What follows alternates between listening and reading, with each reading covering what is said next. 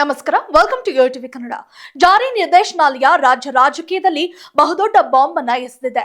ನೇರವಾಗಿ ಸಿಎಂ ಸಿದ್ದರಾಮಯ್ಯನವರನ್ನ ಗುರಿಯಾಗಿಸಿಕೊಂಡೇ ಎಸೆದಿರುವ ಅಸ್ತ್ರ ಇದಾಗಿದೆ. ಭಾರಿ ಚರ್ಚೆಗೆ ಕಾರಣವಾಗಿರುವ ಮುಡಾ ಪ್ರಕರಣಕ್ಕೆ ಸ್ಫೋಟಕ ತಿರುವು ಸಿಕ್ಕಂತಾಗಿದೆ. ಇನ್ನು ಮುಂದೆ ಸಿದ್ದರಾಮಯ್ಯ ಅವರು ಇಲ್ಲಿ ಸೇಫ್ ಆಗೋದು ಕಷ್ಟ ಎನ್ನಲಾಗ್ತಿದೆ. ಈ ಹೊತ್ತಲ್ಲೇ ಸ್ನೇಹಮಯಿ ಕೃಷ್ಣ ಇದು ನ್ಯಾಯಕ್ಕೆ ಸಿಕ್ಕ ಜಯ ಎಂದು ಹೇಳಿಕೊಳ್ತಿದ್ದಾರೆ. ಹಾಗಾದ್ರೆ ಇಡಿ ಕೊಟ್ಟ ಶಾಕ್ ಏನ್ ಗೊತ್ತಾ? ಇದು ಸಿಎಂ ಸಿದ್ದರಾಮಯ್ಯ ಅವರಿಗೆ ಹೇಗೆ ಸಂಕಷ್ಟವಾಗಬಹುದು? ಈ ವಿಡಿಯೋದಲ್ಲಿ ತಿಳಿಸ್ತೇವೆ ನೋಡಿ. ಹೌದು, ರಾಜಕೀಯ ಚರ್ಚೆಯನ್ನ ಬೇರೆಡೆಗೆ ಶಿಫ್ಟ್ ಮಾಡಲು ಹೊರಟಿದ್ದ ಸಿಎಂ ಸಿದ್ದರಾಮಯ್ಯ ಗೇಮ್ಗೆ ಈಗ ಫುಲ್ ಸ್ಟಾಪ್ ಇಡುವ ಸಮಯ ಬಂದೇ ಬಿಡ್ತು.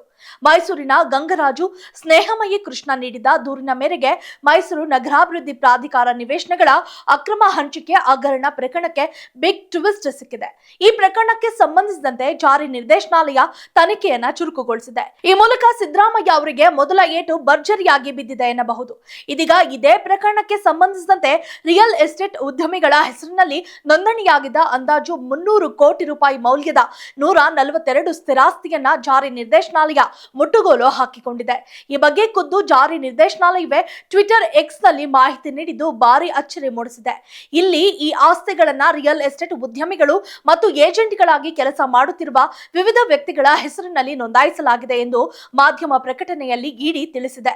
ಸಿಎಂ ಸಿದ್ದರಾಮಯ್ಯ ಮತ್ತು ಇತರರ ವಿರುದ್ಧ ಲೋಕಾಯುಕ್ತ ಪೊಲೀಸರು ಭ್ರಷ್ಟಾಚಾರ ತಡೆ ಕಾಯ್ದೆಯಡಿ ಪ್ರಕರಣ ದಾಖಲಿಸಿ ತನಿಖೆ ನಡೆಸುತ್ತಿದ್ದಾರೆ.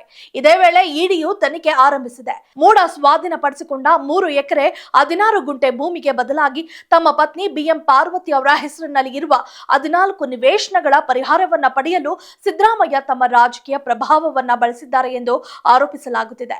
ಜೊತೆಗೆ ಬಿಎಂ ಪಾರ್ವತಿ ಅವರಿಗೆ ಅಕ್ರಮ ಪರಿಹಾರ ನಿವೇಶನ ಹಂಚಿಕೆಯಲ್ಲಿ ಮಾಜಿ ಮೂಡ ಆಯುಕ್ತ ಡಿಬಿ ನಟೇಶ್ ಪ್ರಮುಖ ಪಾತ್ರವನ್ನ ವಹಿಸಿದ್ದಾರೆ ಎನ್ನಲಾಗ್ತಿದೆ.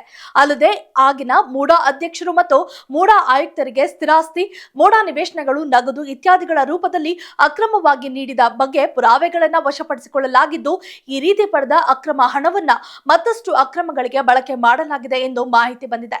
ಜೊತೆಗೆ ಇದನ್ನ ಕಾನೂನುಬದ್ಧ ಮೂಲಗಳಿಂದ ಪಡೆಯಲಾಗಿದೆ ಎಂಬಂತೆ ಬಿಂಬಿಸಲಾಗಿರುವ ಹಿನ್ನೆಲೆಯಲ್ಲಿ ಪಿಎಂಎಲ್ಎ ಕಾಯ್ದೆ ಈ ಪ್ರಕರಣಕ್ಕೆ ಅನ್ವಯವಾಗುತ್ತದೆ ಎಂದು ವಿಶ್ಲೇಷಿಸಲಾಗುತ್ತಿದೆ.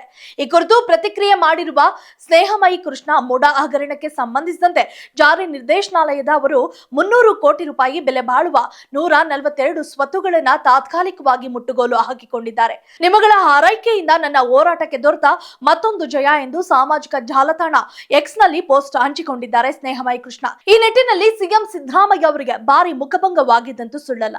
ಈಗ ನಿಜವಾಗಿಯೂ ಸಿಎಂ ಸಿದ್ದರಾಮಯ್ಯ ಅವರಿಗೆ ಸಂಕಷ್ಟಗಳ ಸುರಿಮಳೆ ಶುರುವಾಯಿತು ಎನ್ನಬಹುದು. ಇದರಿಂದ ಸಿದ್ದರಾಮಯ್ಯ ಅವರು ಹೇಗೆ ಪಾರಹೋಗಕ್ಕೆ ಪ್ಲಾನ್ ಮಾಡ್ತಾರೆ ಎಂಬುದನ್ನ ಮುಂದಿನ ಹಂತಗಳಲ್ಲಿ ಅಪ್ಡೇಟ್ ನಲ್ಲಿ ತಿಳಿಯೋಣ. If you like this video, ಬೇಗ ಲೈಕ್ ಮಾಡಿ, ಕಾಮೆಂಟ್ ಮಾಡಿ, ಶೇರ್ ಮಾಡಿ ಹಾಗೂ ಯೋಯೋ ಟಿವಿ ಕನ್ನಡವನ್ನು ಸಬ್ಸ್ಕ್ರೈಬ್ ಮಾಡಿ.